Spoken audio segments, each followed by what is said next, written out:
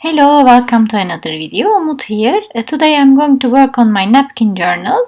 I'll just protect my pages with this napkin with dry towel. I make my napkin journals myself, and I will leave the video down below showing you how I created it.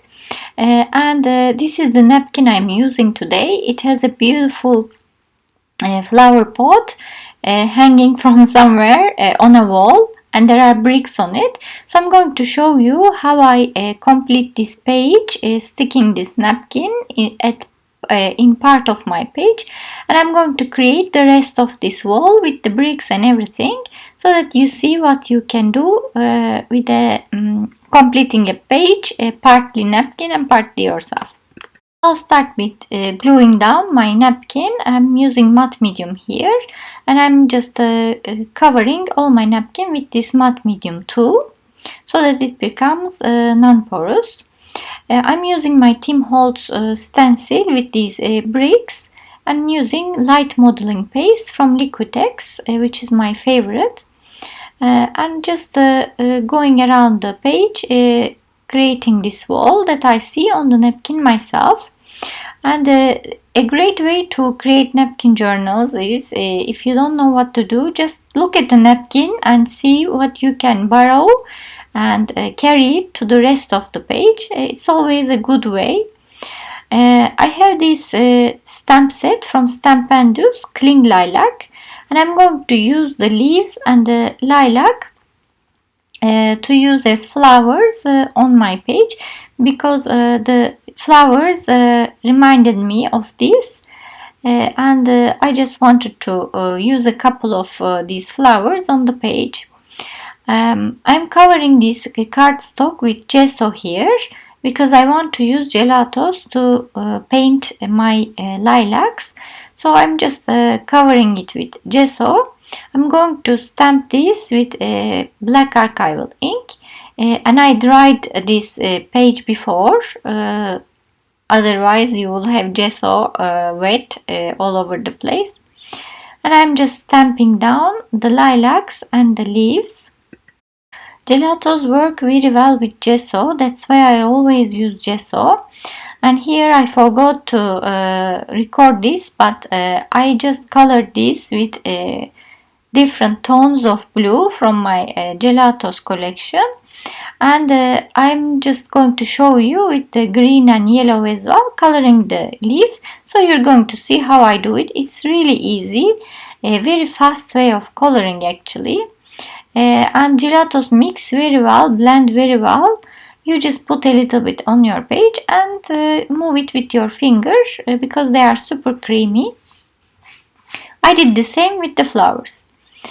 And if you don't put gelatos on your page, if you don't put gesso on your page, the gelato will sink into the paper and will be much more difficult to move with your finger. That's why I always prefer to use gesso first. And on this page as well, I'm just using gelatos in different tones to just mimic the bricks color that I see on the napkin. It's a bit of a worn out look, so I'm going to try to replicate that. This is white paint, so I used a couple of colors of gelatos, brown and beige, and I'm using my white paint to go on top of them to create this textured look. Seeing a little bit greens and blues at the back of the napkin background on the wall, I'm going to also use these pastel colors of green, blue and beige on the wall for the rest of the page. And I'm going to tone it down always with white. So I took out my white gelato as well to use it as necessary. You will see in the end this napkin will look like a part of the page, not like it's glued down.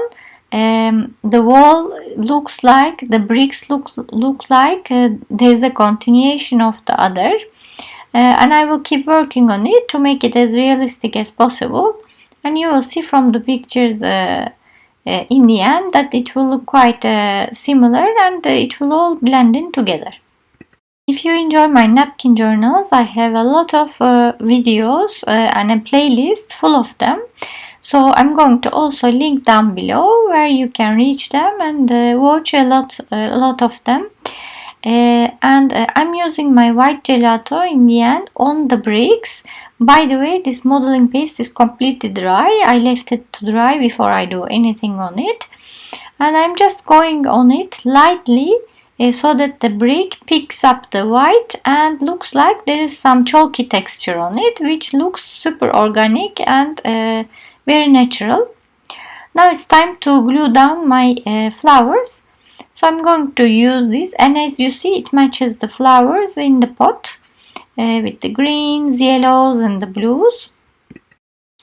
I'm using my matte medium again to glue down everything, and remembering gelatos move with matte medium. However, if you're gentle and if you use a dry brush to do this, and if you don't push and mess around a lot, nothing will happen. It's not so easy to move it as well.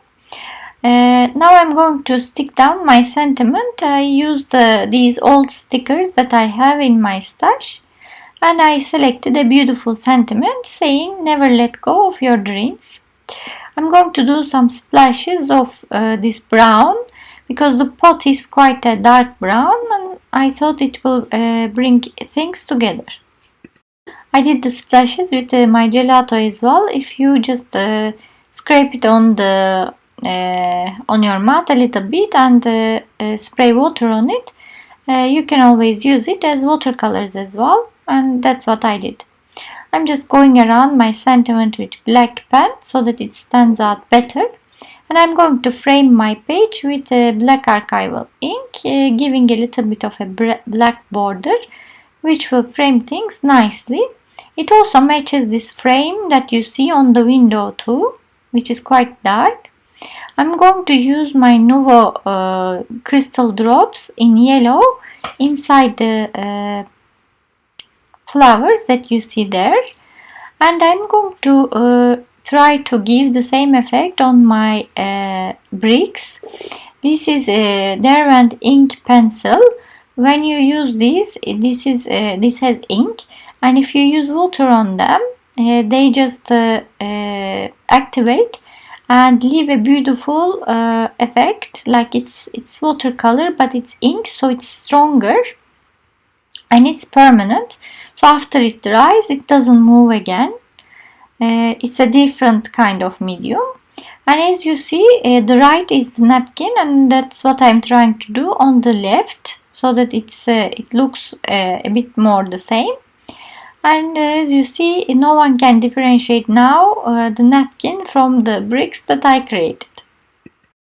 You can do this using watercolors too. It doesn't matter. I'm just using whatever I have in my stash.